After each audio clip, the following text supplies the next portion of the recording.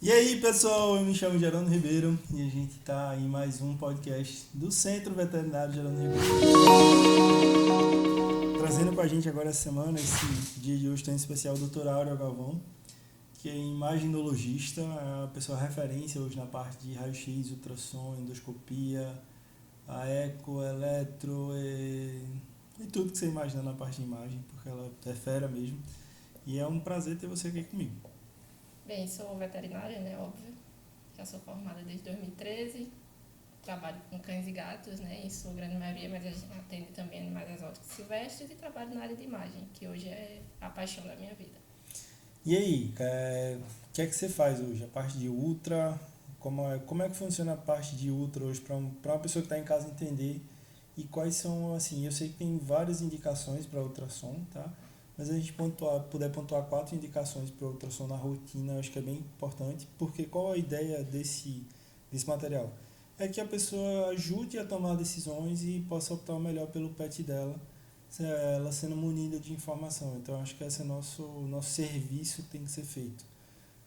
Quando pedir ultrassom, por exemplo, eu sei que tem N casos, eu sei que todo mundo só pensa na gestação, eu sei dessas situações, mas quando pedir ultrassom? Então, a ultrassonografia ela é um exame de imagem que é muito comum na rotina, né? Então, a gente utiliza dela tanto para animais que possam estar doentes, mas a gente também utiliza como check-up, que isso é importante também. Hoje a medicina veterinária está trabalhando mais nessa base também de prevenção, né? Então a gente tanto pode utilizar como check-up como em algumas situações específicas. A gestacional é uma delas, né? É importante hoje essa questão de reprodução é bem importante na nossa área, né, principalmente para fazer avaliação gestacional, de quantidade de filhotes, para fazer acompanhamento para cesárea, por exemplo. Então, é importante para os pets. Mas a gente pode utilizar em casos específicos também, né? Aumento de volume abdominal, pacientes que estejam apresentando vômito crônico, diarreia crônica, é uma das situações também que também é muito comum na nossa rotina. Principalmente também problemas urinários ou renais, que é comum na área de felinos. E E também para tem, fazer a avaliação de reprodução normal, né? De tem aparelho muitas reprodutivo, tanto aplicações, né? masculino ou feminino. Na realidade, a ultrassom pra gente é um coringa, né? Ela tem várias aplicações, várias situações onde a gente pode utilizar a questão da ultra e fazendo principalmente com a questão da prevenção para o paciente. Então Isso. ela é muito legal nessa fase porque tanto essa se adapta para questões cardíacas, como na questão do eco, quanto com a questão do abdômen. A gente tem hoje ultrassom de cervical, com a questão da tireoide, a gente já tem algumas questões já sendo estudadas na questão de articulação. Então, a ultrassom, na realidade, é um coringa muito importante para a veterinária. Eu costumo muito falar que a partir de 5 anos todo pet deveria fazer uma ultrassom pelo menos a cada 6 meses ou um ano. Porque assim a gente descobriria coisa muito mais cedo, de forma muito mais efetiva em relação a isso. Mas me conta, vamos rir um pouquinho agora aqui em relação a isso. Quais foram as situações mais engraçadas do diagnóstico de ultrassom te trouxe e quais aqueles casos marcantes que até hoje tu se lembra? Já teve situações que veio fazer ultrassom abdominal é, por estar doente e descobrir que está gestante, por exemplo. Sério? Já teve um caso de uma paciente que estava com papiloma e durante o exame físico foi visto que tinha uma distensão abdominal que até então o tutor não sabia por que era, não tinha percebido. E aí, por avaliação, explicada a situação, foi solicitada a ultrassom, que tinha também esse diferencial de gestação, apesar do tutor afirmar que o único animal que tinha em casa era um macho, mas era castrado. E depois da autorização foi visto que ela estava gestante e foi aquela agonia, né? Porque até explicar de onde saiu a gestação, mas aí conversando o tutor explicou que o cachorro foi castrado há pouco tempo, então Então, danadinho isso ainda foi lá que isso poderia acontecer. E aí ele voltou com a cachorra com 7 filhotes na então época. ele veio com um brinde, Foi. eu Veio não com um sabia o problema e que. voltou com 7 problemas. Teve esse caso também, foi bem engraçado também. Teve mais coisas assim já. Em relação à gestação é sempre bem mais leve, né? Porque a gente tem a Sim. questão de ser normalmente notícias boas, né? A gente nem Sim, sempre sim, encaminha sim. notícias É boas. verdade. Mas tem essa questão também da gestação, a gente sempre encaminhar notícias boas. Que mais que aconteceu já assim, de gestação, por exemplo? assim, a gestação ela é uma ultrassom bem tranquila, né? A maioria dos pacientes, eles vêm bastante felizes ou com a esperança, né, do paciente estar gestante, né? Tem os casos tristes, mas sempre tem aqueles questionamentos, né? Principalmente sobre questão de sexo, né? Saber o sexo dos filhotes, né? Isso é uma coisa que eles perguntam bastante. Então, isso é bem engraçado, né? Explicar que pra gente é mais complicado e tal. Mas, assim, na maioria é tranquilo. Né? Eles vêm mais para poder realmente ter certeza da gestação, saber se está tudo bem. Né? E hoje tem tutores mais conscientes em relação a essa questão gestacional. Para a gente correlacionar, por exemplo, o sexo do filhotinho que está ali dentro com o diagnóstico de sexo, não sei se é diagnóstico de sexo em relação sim. a uma pessoa em si, o tamanho é completamente desproporcional, né? Sim, a questão do tamanho, a questão anatômica, né? Não é impossível, né? Existem algumas máquinas que são de alta qualidade que elas realmente facilitam essa identificação, mas que infelizmente ainda não é tão comum na nossa rotina. Essa questão de equipamento não é um equipamento tão especializado como tem na medicina humana. Então tem essas questões, essas limitações. Mas tem alguns veterinários especializados na área que, a modo de pesquisa, fazem, sim. Mas não é uma coisa que é tão aplicada na rotina, né? Na rotina do dia a dia. Me fala outra coisa, como é que faz o diagnóstico de gestação, certo? E de sexagem de filhote de gato? Porque gato até quando nasce é tudo igual. É complicado, né? Como é que faz isso com gato?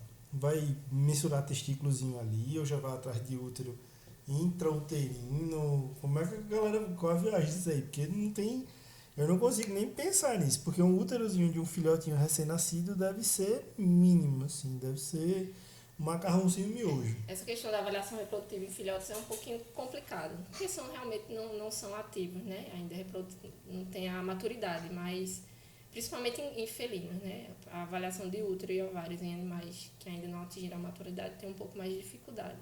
Mas a gente consegue ver sim ovário, consegue ver útero, consegue ver próstata, né? Nesses filhotes, mas com um pouco mais de dificuldade.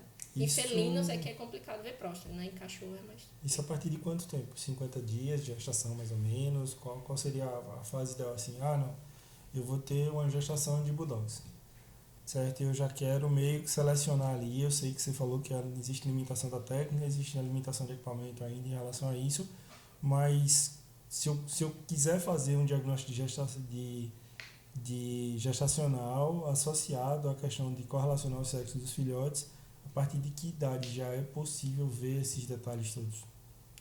Acredito que no último texto da gestação já dá para fazer essa avaliação mais Ali a partir adequadamente. de 45, 50 dias mais ou menos. Isso, no último texto, que é quando ele já tem um tamanho adequado, né? Pra gente poder fazer essa avaliação com mais...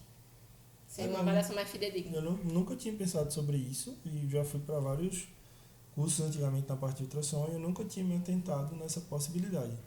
Porque o que eu vejo é o seguinte, se a gente pega uma genitália masculina e feminina de um recém-nascido, de um feto aí com 6 meses, eu acho que dá para dar diagnóstico em relação a isso, ou antes, não sei exatamente na parte humana, para mim é muito difícil pensar no tamanho da genitália de um cachorrinho ou então de um gato. Pra gente conseguir esse detalhe, seria alguma coisa menor que 1 centímetro, 0,2, 0,3 centímetros mais ou menos. É uma coisa muito pequena. Então é bastante pequeno, não é procurar uma agulha num palheiro. Já vi algumas imagens, mas não é fácil não. São pouquíssimas as pessoas que realmente conseguem ter esse conhecimento essa técnico, habilidade para fechar isso aí. Fazer. E porque também tem outro detalhe. O ultrassom você não vai passar em cima e você vai parar para analisar. Ele tem uma questão que ele é mais dinâmica, ele não é estático, ele é um exame dinâmico. Então até o próprio filhotinho se mexe, sai da posição e tal. Então se torna muito difícil dizer realmente o sexo, se é masculino, se é feminino. E quando a gente se trata, por exemplo, um cachorro, um filhote de fila nasce com o quê? Com 12 centímetros, 15 centímetros no máximo. Mais ou menos Tá? isso. A genitália dele é menor do que 1 centímetro. Isso a gente está falando de um fila, um cachorro que vai ficar 45, 50 quilos. Quando a gente fala de um Spitz, de um Chihuahua, de um York, um pincher, tá? Um filhotinho nasce com 300 gramas, 400 gramas mais ou menos. Então aí nasce com 6, 7 centímetros. Então o tamanho da genitália dele é 0,2, 0,3 centímetros. Então é muito pequenininho. E assim, tem que ter realmente muita habilidade para poder fechar. Na verdade, né? O conjunto. Né? O conjunto. E for aí, avaliar um fila que pode ter 10 filhotes, né? É bem complicado. Então, e ainda tem aquela questão, né? Que o útero ele fica meio que dobradinho dentro ali, né? poder Isso, caber tem aquela quantidade de sobreposição dos filhotes. fetos, né? A questão da quantidade atrapalha também. Então, tem uma série de fatores, mas que não é impossível, mas é Não, possível ser é feito. legal, é Mas, mais uma perspectiva sim, que se abre, sim. mais uma noção que se abre em relação a isso, e a outra vem para somar de forma brilhante. Doutora, um fator que não pode faltar, qual foi o animal exótico mais exótico que a senhora já fez ultrassom até hoje? Já fiz em serpente, já numa cobra do milho. O doutor queria saber se ela estava com ovos e a gente fez e ela estava realmente. Com pouco tempo ela fez a postura. Teoricamente gestante. É, isso. Mais uma Eu não sei gestante. se esse é o termo que se fala nos répteis, né? Mas eu acredito que sim, que seja isso, gestante. Legal. Ela era ovípara, né? Então a gente conseguiu ver os ovos e com pouco tempo, não lembro bem mais ou menos, mas com pouco tempo ela colocou os ovos e ele mandou uma foto pra mim. Foi bem legal. Foi bem tranquilo também. Que massa, que massa. Que mais? Já fez em que mais? Que a gente já fez em chinchila, a gente já fez um dos animais, os animais exóticos mais comuns, né? Pouquinho da Índia, coelho. Esses já são comuns. Calopsita, a gente faz. Pouquinho da bastante Índia e exame, coelhos já são comuns. Sim, são muito comuns. Chinchila é um pouco mais difícil. É até difícil a aquisição, mas a gente atende. Mas é Legal, mais difícil. legal.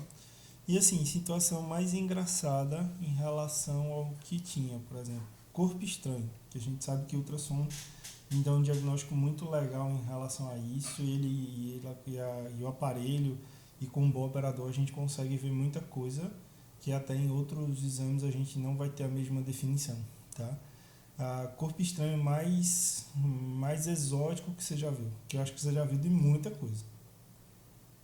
Sim, não tão exótico, mas assim, o cachorro ele pode comer qualquer coisa, né? Então, aqui a gente já fez ultrassom, paciente que já engoliu calcinha, absorvente também.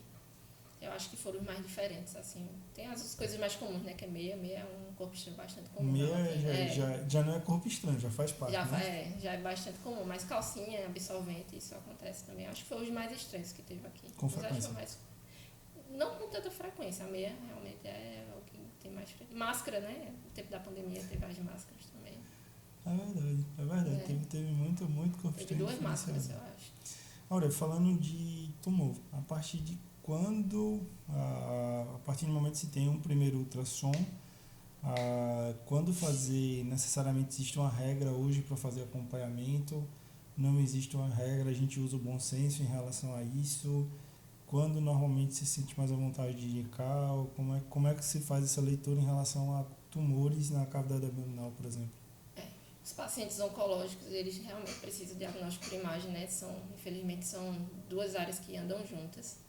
Essa questão do acompanhamento vai bastante do que o paciente tem, né? Tem alguns tumores que vão ter predileção de causar metástase mais em pulmão, ou mais em órgãos abdominais. Então, a escolha dos exames que vai ser feito o acompanhamento vai ser de acordo com isso, né? Então, por exemplo, linfoma, por exemplo, pode causar metástase pulmonar, né? Mas é mais comum a gente fazer a avaliação abdominal, né? Ele tem mais capacidade de atingir alguns outros órgãos abdominais. Então, vai de acordo com o que o paciente tem e com a condição clínica que ele vai estar naquele momento. Então, um paciente que já tem algum nódulo, alguma coisa que vai precisar de acompanhamento, geralmente se faz um acompanhamento mais rápido, né? Já pacientes que naquele momento a gente fez o exame é considerado normal, pode ser que seja feita uma reavaliação com um pouco mais de tempo. Eu acho que isso vai de acordo com a clínica do paciente e com o diagnóstico de que tipo de tumor ele possa ter. Legal, massa. Pulando um pouquinho agora para o teu novo xodó, que seria a endoscopia, estou certo disso? Sim. Como é que tá sendo esse novo campo e quanto desafiador está sendo? Me explica um pouquinho da tua visão em relação a isso e fica à vontade, é contigo. Então, a endoscopia é importante na veterinária, principalmente com a questão do corpo estranho, né? Então, é uma das casuísticas maiores que a gente tem na rotina veterinária. Então, é um exame que faz com que a gente tanto faça diagnóstico como faça terapêutica também. Então, pacientes que têm suspeitas, né, do corpo estranho, então a gente consegue fazer a avaliação, consegue fazer a retirada. Então, é uma das coisas que a gente faz mais uso. Na área de diagnóstico também. Então, tem muitos pacientes que têm vômito crônico, em que muitos dos tutores ainda julgam normal vomitar de vez em quando, né? E a gente sabe que isso não é normal. Então, hoje existe uma educação, uma orientação a esses tutores para a gente poder tirar isso da cabeça deles, Desmistificar. né? Desmistificar essa questão que vomitar de vez em quando é normal. Então, hoje a gente está fazendo mais endoscopias, né? Pacientes que estão tendo clínica, né, de vômito intermitente ou vômito crônico, né? Seja ela de qualquer forma, mas que a gente precisa fazer o exame para fazer diagnóstico de gastrite, que hoje a gente já está com uma casuística bem grande, né? Então, as endoscopias que a gente está fazendo estão vindo com a biópsia e estão vindo com o diagnóstico, né? E isso vai fazer com que esses PETs tenham uma qualidade de vida melhor. Tenham um tratamento, tenham acesso ao tratamento adequado e acompanhamento. Na realidade, eu acho que não é mais diagnóstico em relação a isso. Eu acho que eram diagnósticos subutilizados, que estavam sendo subestimados, certo? E a partir de hoje, como a gente tem, a partir de hoje não, a partir de um tempo para cá a gente tem um recurso melhor que se chama endoscopia e operadores melhores, então fazendo com que a gente faça um diagnóstico mais assertivo. E isso também a gente tem a chance de mudar completamente a qualidade de vida daquele paciente, né? De fazer de fazer um diagnóstico melhor, fazendo dessa forma com que o paciente tenha uma evolução mais dinâmica e aí também suprindo a necessidade de um tutor que está ali do outro lado do lobo para ver resultados, né? Hoje os procedimentos, tutores têm mais acesso, né, aos procedimentos, né? Então é indicado que o veterinário ele oriente esse tutor a fazer o que precisa, né? Então, a gente tem que visar a qualidade e o bem-estar do paciente, né? Então, se tem recurso para fazer, se tem algo para fazer, a gente tem que propor ao tutor para que o paciente tenha diagnóstico, tenha tratamento adequado, né? Que é o importante. Endoscopia não só é para corpo estranho, né? Isso, para diagnóstico também. Precisa fazer a avaliação, né? Quais são os principais diagnósticos que tu pega além de corpo estranho hoje relacionado com a endoscopia? Eu sei que são gastrites e eu acho que malformações, os dois primeiros pontos, né?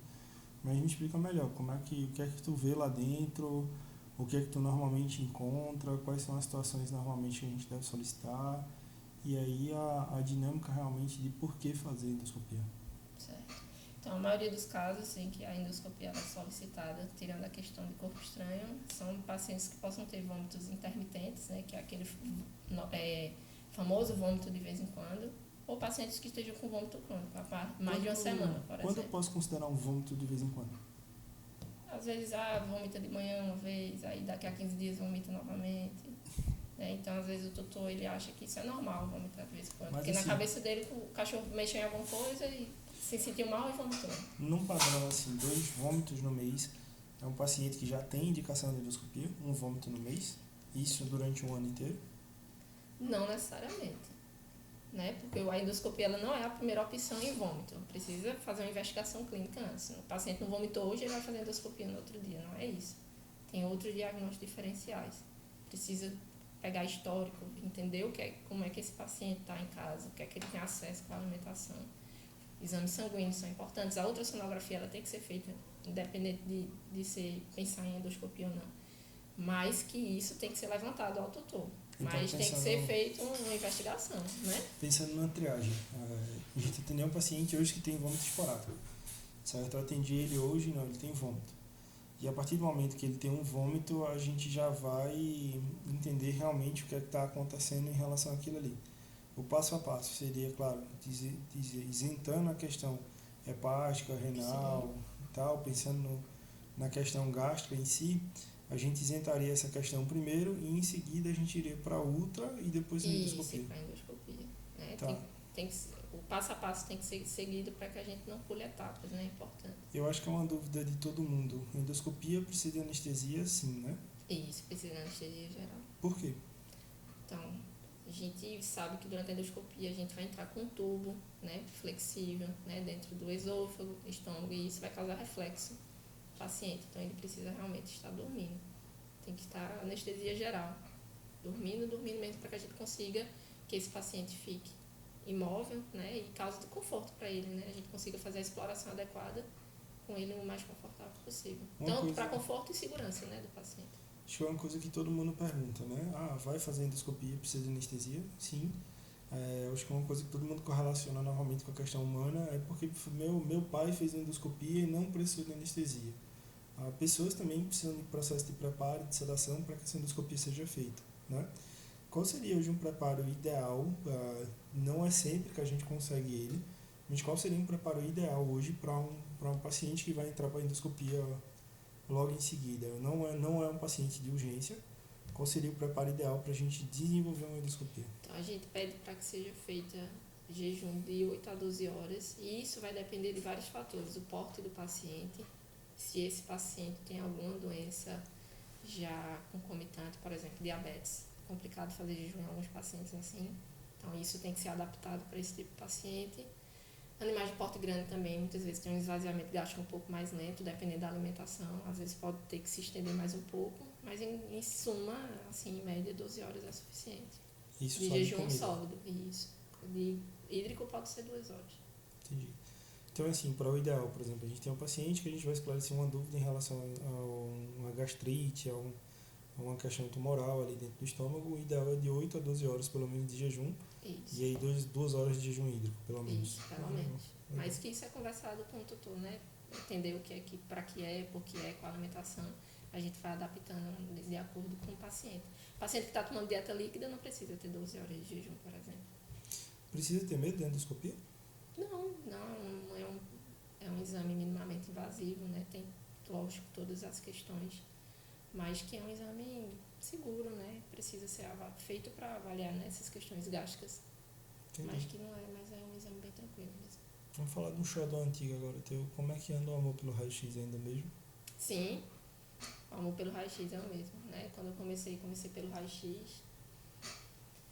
É um desafio, né? A gente consegue realmente avaliar muita coisa pelo raio-x, tanto a questão óssea como a questão de tecido mole também. Então, tem bastante coisa para ver. A gente também utiliza bastante na rotina, né? Então, é assunto até não ter mais. É um ótimo exame de triagem. Sim, é um exame de triagem, né? A gente utiliza em sua grande maioria para fazer a avaliação de tecido ósseo, né? Em questão articular, ortopédico, né? Fratura, trauma, entre outros. E a questão pulmonar também, questão torácica a gente utiliza bastante. Abdômen nem tanto, para coisas mais específicas, porque a gente tem a ultrassom abdominal. Mas que em algumas situações específicas também é utilizado. Hoje, tomo versus raio-x, tu fica com quem? Eu fico com raio-x, com certeza. A toma deixa para ser o xodó de outra pessoa. Por enquanto, pelo menos. Não, é muito legal porque ambos se complementam na realidade. É Né? verdade. Também é um exame bastante eficiente para a questão óssea também. A gente tem um disparo de triagem ali com raio-x e aí em possibilidades maiores a gente tem mais detalhes com a toma. Então se torna um conjunto, né? Um ajuda o outro, um complementa o outro. Não é que um é 100% e o outro também seja 100%. Não tem isso. Eu acho que cada um tem sua sensibilidade e sua especificidade para trazer e complementar o que o paciente precisa na realidade. Eu acho que a ideia é essa, né? E aí quando a gente consegue trabalhar com eles em conjunto, um ajudando o outro, aí realmente se torna dentro da possibilidade de recuperação do paciente, dentro da possibilidade que o paciente tem para receber, se torna muito legal, né? Muito diferenciado em relação a isso. Sim, a tomografia ela é um exame mais avançado, né? Traz algumas respostas um pouco mais específicas do que o raio-x, mas o raio-x em sua grande maioria é utilizado de forma de triagem, realmente. É o primeiro exame a ser realizado, é mais acessível, rápido, dá algumas respostas, né? E aí a gente envia para a tomo, sim, quando precisa ter um pouco mais de detalhes, definição, ou para planejamento cirúrgico também, né? Então, assim, realmente se complementam bastante. Me fala agora sobre uma coisa que foi chegando para você aos poucos, e chegou hoje uma realidade muito boa, né? Como é que está com o eco hoje, o ecocardiograma, que é um exame fantástico hoje em relação à questão da avaliação cardíaca, é um exame, sem dúvida, eu acho que um exame fundamental para a gente tomar decisões com medicações, com tudo isso para o coração hoje. Mas em que estágio estamos na veterinária quando a gente compara com a questão humana, certo? E como é que está o eco hoje? Como é que funciona o ecocardiograma? Então, o eco ele é a ultrassom do coração, né, que a gente chama. Então, a gente consegue fazer uma avaliação de morfologia, de função, uma avaliação hemodinâmica, então ele é um exame bastante completo. É muito utilizado na veterinária, mas eu ainda acho pouco, né? Eu vejo que ainda existe um pouco do tratamento empírico, né, em relação a algumas cardiopatias, né? Então, existem ainda alguns pacientes que já têm uso de medicações crônicas sem nem ter feito nenhum exame. Eu acho isso muito sério ainda na área veterinária, até porque já é um exame extremamente acessível, né? Então, precisa que esses veterinários orientem o tutor a realizar o exame para poder fazer diagnóstico, tratamento e acompanhamento. A gente precisa fazer ver o acompanhamento dessas doenças também. Uma vez então, achou um dano no eco, pro resto da vida precisa fazer eco. Sim, pro resto da vida sim. A gente na rotina veterinária, a degeneração valvar mitral é a doença campeã, né? Que a gente faz o diagnóstico durante o eco. Então, é um paciente que vai tomar medicação pro resto da vida, vai fazer acompanhamento pro resto da vida. Então, precisa, né, que esse paciente seja orientado, né? Que precisa fazer o exame, tanto para diagnóstico como para acompanhamento da doença, já que é uma doença, infelizmente, evolutiva, né? Degenerativa ou evolutiva, né? Isso. É muito, muito complexo. O que é que tem hoje de novidades em relação ao eco? Em relação à questão hemodinâmica, o que é que eu posso levar em consideração para a gente levar para as pessoas que escutam, que vão assistir nosso podcast em relação à diferenciação? Eu sei que ele é fundamental, mas em relação a essas duas questões.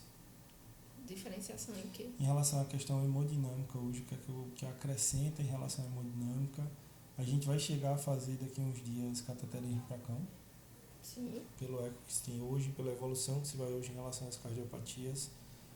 O que é que se tem alguma novidade a acrescentar em relação ao eco dos últimos anos, como ele evoluiu, e eu acho que você está bem por dentro disso. Você vem fazendo eco acho que uns 4, 5 anos já, né?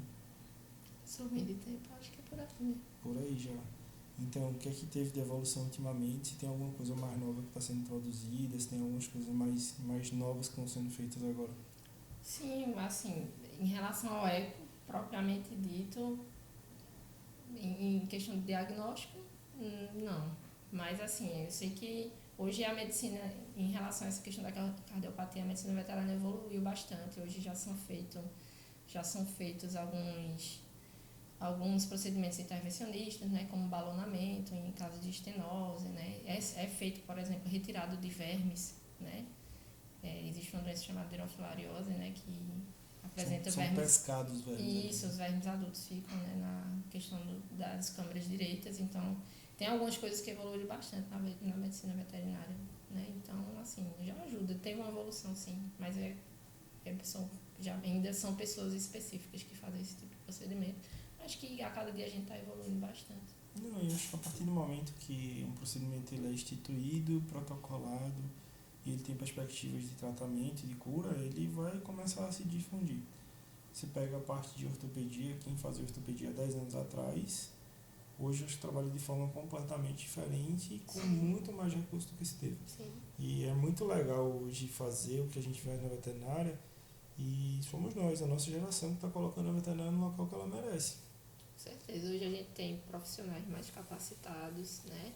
Tutores também, que são muito mais exigentes, né? E a gente precisa estar preparado para atender esse público hoje. E eu acho que profissionais que acreditam no que fazem de verdade, porque hoje a gente consegue ter resultado que antes a gente nem imaginava que era possível, sabe? Então, assim, isso tudo está evoluindo muito rápido, está sendo muito bom participar dessa transição da veterinária, poder estar ajudando outras gerações mais novas, entender as gerações mais antigas, as limitações que se tinham sendo superadas, e assim, se torna um conjunto que termina todo mundo ganhando com isso.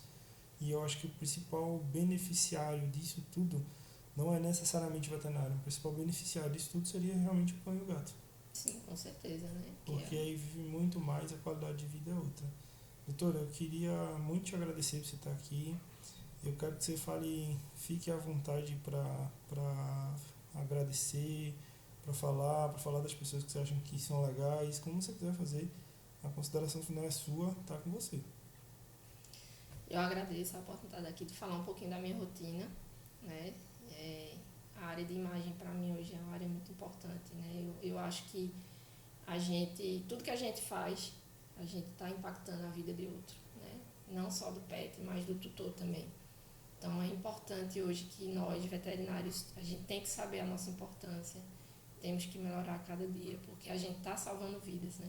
Um recado que eu dou é que todo mundo não desista, né? Acredite no que você quer, luta e persista, que só consegue quem tenta mesmo. E a gente a cada dia vai fazer com que a medicina veterinária cresça mais, né? E a gente cada um consiga ter seu espaço, né? Nesse ramo. Que é difícil, a medicina veterinária é difícil. Só fica os fortes mesmo. Só os fortes sobrevivem. Só os fortes. Os persistentes, né? Então tem uma coisa para dizer, tem para te chamar de forte, que a senhora é um show à parte, né? Ave Maria Senhora não, pelo amor de Deus. Doutora, obrigado. Foi um prazer, é sempre um prazer. A gente está nesse modelo, nesse formato novo aqui, tentando levar isso aqui para o máximo de pessoas que a gente conseguir divulgar e fazer, porque eu acredito que a gente tem que difundir realmente conhecimento, seja da forma como ele está sendo consumido. Então a gente vê esse modelo de podcast como uma tendência realmente. E então é um prazer ter a senhora aqui. Eu vou te chamar mais vezes, vou lhe aperrear mais vezes para a senhora vir aqui, mesmo se a senhora Tenho querer. certeza, absoluta. Certo? Então, assim, isso é um material que a gente tem que estar criando realmente, porque esse espaço é nosso e esse espaço é da nossa geração realmente. Então, nada mais justo do que a gente cuidar de uma coisa que está sendo dada com tanto carinho pra gente. Ok. Beleza? Beleza. Obrigado.